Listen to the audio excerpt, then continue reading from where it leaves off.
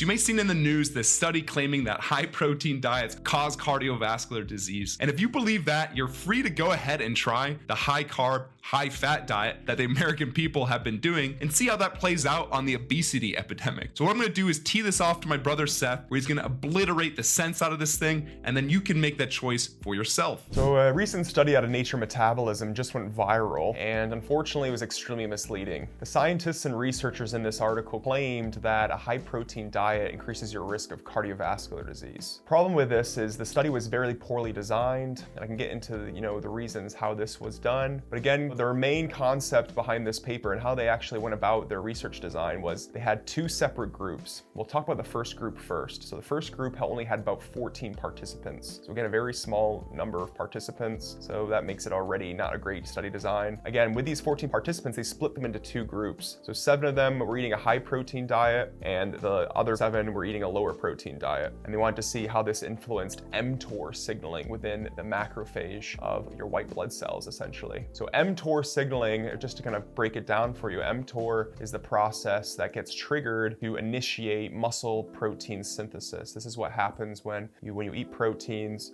They break down, they reform into amino acids, triggers mTOR, and then downstream effects lead to muscle protein synthesis where the amino acids recombine and create tissues in the body, increasing your muscle mass, for example. So again, there's 2 ways you can trigger mTOR. It's leucine in the blood, and again, leucine is a specific amino acid that is found when you eat protein in the diet, and when that's present in the blood, it will trigger mTOR. The other process that leads to mTOR is insulin. And again, you get insulin secretion from the pancreas whenever you eat high dose of whenever you eat carbohydrates, so like bread, potatoes, things like that. It's going to increase your insulin. Sugar, that really increases your insulin. So again, the study design here was they found that whenever mTOR is triggered within the white blood cell, it triggers muscle protein synthesis. However, it pauses autophagy. Autophagy is kind of that clearance of within your cellular matrix to help prevent, plaque buildup, that type of thing. So that's the big thing they thought was they were worried about mTOR signaling. But the problem here is, first of all, the group that was eating the high protein, they gave them a Boost Plus drink. And again, the Boost Plus drink, if you look at the ingredients on this thing, absolute garbage. It had 24 grams of sugar, it contained a huge amount of high fructose corn syrup, which is disgusting, and a bunch of vegetable oils like canola oil, which is highly oxidative, just shit. Essentially gave them a bunch of garbage that not someone would continuously eat on a regular basis in their high protein diet. So just a poorly designed study for having someone eat a high protein diet, having them drink this garbage for the course of the study. And again, the second